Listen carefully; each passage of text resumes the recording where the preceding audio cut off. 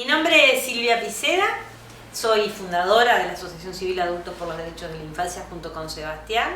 y dentro de la asociación soy la secretaria dentro de la comisión directiva. Mi nombre es Sebastián Cuatromo, cofundador del colectivo junto con Silvia, y mi cargo dentro de la asociación civil es el de presidente. Bueno, la asociación civil desde el año 2012 tiene dos tareas fundamentales. Una es la visibilización pública del delito de abuso sexual y la otra es la conformación de grupos de ayuda de pares.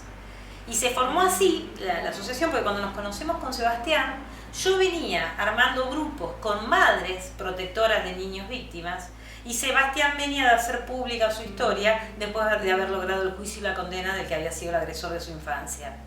Entonces, como esos dos modos de luchar con el tema del abuso sexual en la infancia, ¿no? Que para nosotros son los dos temas que brindamos a la comunidad y el modo que tenemos de abordar esta militancia. Una es la conformación de los grupos de pares y otro es la visibilización que nos lleva a haber recorrido el país antes de la pandemia, más de 190.000 kilómetros recorridos, haciendo charlas en todos los ámbitos que nos invitan, hablando de abuso sexual en la infancia, pero en primera persona, no como especialistas. Nosotros lo que hacemos es contar nuestras historias y por otro lado, en todos lados que vamos, compartimos las herramientas de los grupos de pares porque nos parece fundamental el empezar a hablar, porque este delito ha estado siempre ligado de alguna manera al silencio social, familiar y colectivo. Nosotros estamos seguros que a partir de empezar a hablar, los sobrevivientes nos sentimos mejor, pero además se empieza a romper ese gran pacto de silencio social que ha habido alrededor de los agresores y para nosotros es un modo muy eficaz de terminar con este delito porque nuestro proyecto es que no exista más el abuso sexual y que los niños de hoy no tengan que sufrir lo que sufrimos nosotros. El 19 de noviembre es el Día Internacional de Lucha y Prevención del Abuso Sexual contra la Infancia. Es una iniciativa que surgió en el mundo central desde la sociedad civil, de una organización llamada Fundación Centro de la Mujer. Y lo importante, más allá de su origen, es que conforme van pasando los años, en distintos lugares del mundo y de la Argentina, muchos colectivos vienen apropiándose de esta fecha, venimos apropiándonos, y entre otras cosas hemos logrado que el 19 de noviembre, que es el día anterior a la sanción de la Convención Internacional de los Derechos del Niño por la Asamblea General de Naciones Unidas, quede como un mojón que marca, que interpela y que desafía a la conciencia crítica colectiva acerca del abuso sexual contra niñas, niños y adolescentes. Todos los 19 de noviembre, desde hace años, hacemos algún acto, siempre hacia la afuera, ¿no? Nosotros, nuestro trabajo fundamental es salir a la calle, salir a la sociedad toda a hablar de abuso sexual. Este es nuestro trabajo. Y los 19 de noviembre lo hemos utilizado en diferentes lugares. Hemos estado en el Obelisco, hace 2 años hubo una ultramaratón, o sea, 4 ultramaratonistas vinieron y se ofrecieron a que iban a correr en nombre de nuestro colectivo y unieron San Pedro con Buenos Aires, con el lugar donde nosotros hacemos las reuniones de pares en La Casona, en Flores. Y fue un evento de 3 días que terminó el 19 de noviembre en La Casona. Y este 19 de noviembre la diferencia que tuvo es que logramos que el presidente de la Nación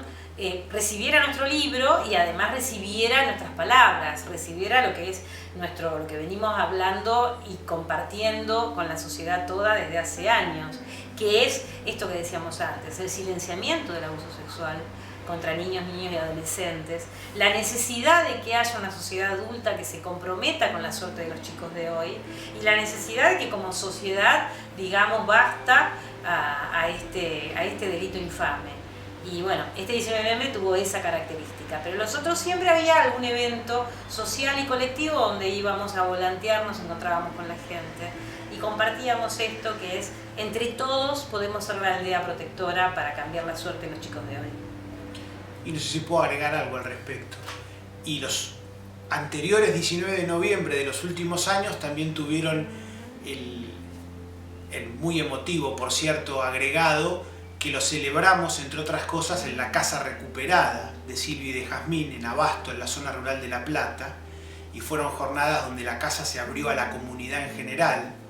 y por cierto, con todo ese gran contenido simbólico y representativo de lo que ha sucedido y sucede con la mayoría de las niñas, niños y adolescentes víctimas de abuso a nivel intrafamiliar y con las grandes injusticias que se dan en esas situaciones a nivel judicial, como lo simboliza muy bien la historia de Silvia y de Jazmín. Y entonces, desde que se recuperó la casa, fruto de la lucha, ahí en Abasto, en la zona rural de La Plata, los 19 de noviembre especialmente, las puertas de la casa se han abierto de par en par para el conjunto de la comunidad, y esas también fueron actividades muy significativas en los años anteriores. En nuestra experiencia, como definición general, tenemos la convicción que la infancia en general vive encerrada, más allá de si estamos en una situación de normalidad o no.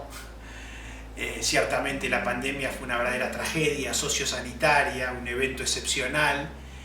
pero aún con sus especificidades, a lo largo de toda la pandemia y públicamente en muchísimas actividades y en muchísimas notas con la prensa, siempre invitamos críticamente a pensar que más allá de la situación de encierro, de distanciamiento social obligatorio, la infancia en general en situaciones normales, entre comillas, vive también encerrada en relación con este delito.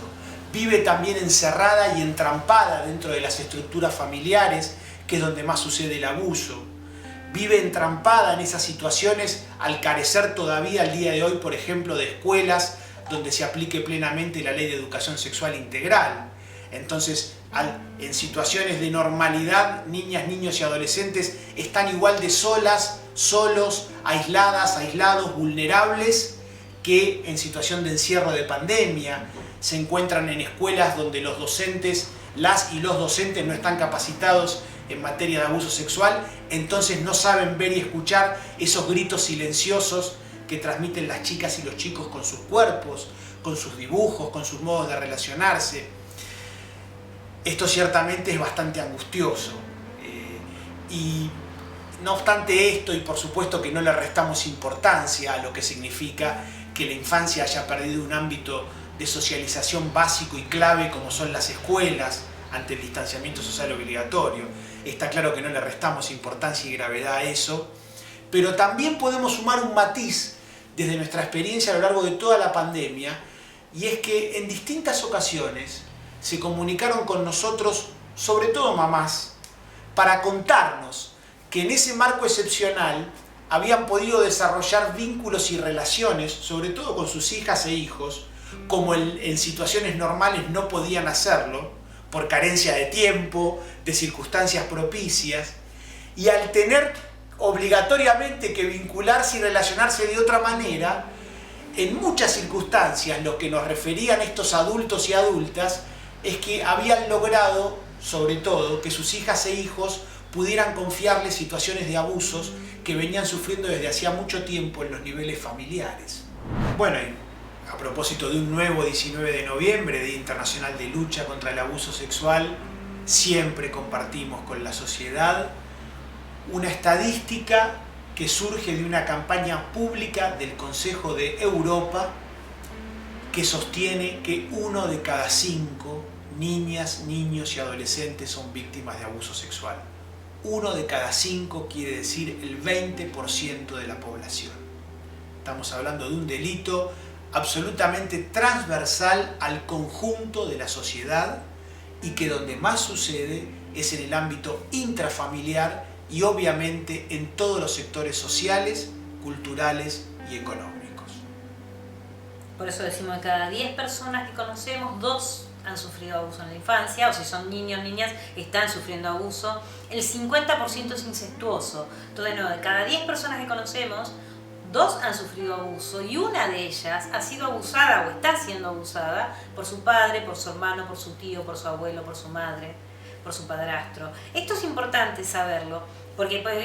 nosotros siempre decimos, esta es la estadística que damos los adultos cuando hablamos. Ahora, cuando vos vas al Poder Judicial, por ejemplo, con una niña, con un niño y decís, mirá, me parece, creo, la niña me dijo que está siendo abusada por el papá, por el abuelo, el Poder Judicial lo que trata de demostrar es que esa denuncia es falsa. Y esto es la gran traición que hace el Estado en contra de los niños, niñas y adolescentes. Vos tenés una estadística sustentada en lo que decimos los adultos. Ahora, cuando vas con un niño o niña que puede estar siendo víctima, en lugar de poner todas las herramientas que tenés para cuidar a ese niño o niña,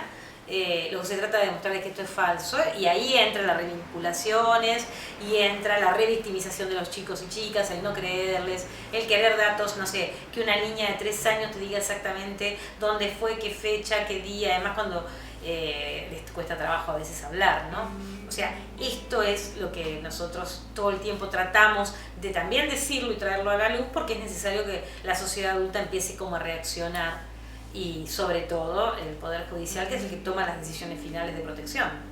Y ahí agreguemos otra estadística básica que en nuestro caso hacemos propia, siempre desde nuestro lugar, porque nuestra experiencia colectiva y pública de lucha y de construcción por todo el país de muchos años así lo corrobora, que según especialistas, el delito de abuso sexual contra la infancia es el más impune de la tierra. Y se sostiene que de cada 1000 abusos que suceden, menos de un 10% llegan a conocimiento del Poder Judicial.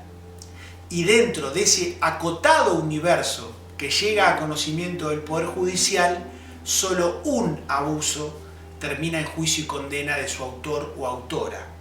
De ahí que se sostenga que de cada 1000 abusos que suceden, 999 están quedando impunes.